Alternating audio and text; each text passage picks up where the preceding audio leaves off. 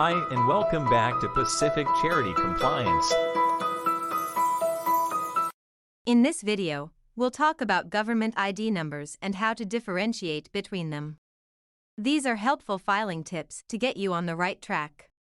Not all ID numbers are created equally.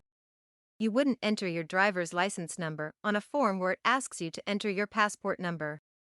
Many government agencies issue ID numbers for the specific area that they oversee. It can be confusing when a form asks for 3 different ID numbers. Let's go over the ones specific to your charity.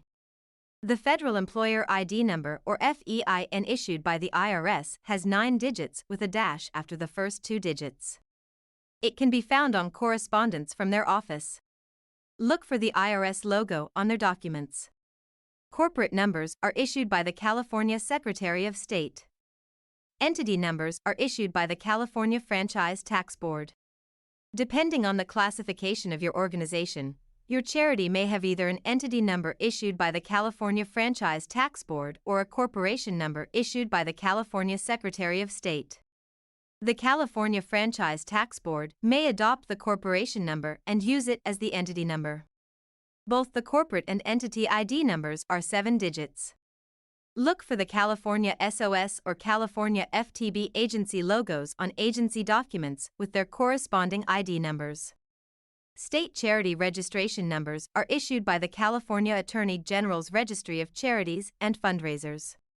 They usually begin with CT0 followed by 6 digits, but sometimes they are only 6 digits for older charities.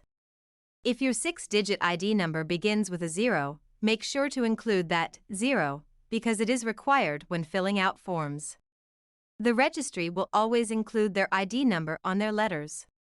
Look for the Attorney General's logo on their documents with the corresponding state charity registration number. If you don't have or can't remember a specific ID number, you can try to look it up on the website of whatever agency issued the number, or you can send an email to the respective agency to request it. Remember to provide the name of your organization exactly as it was registered with the agency.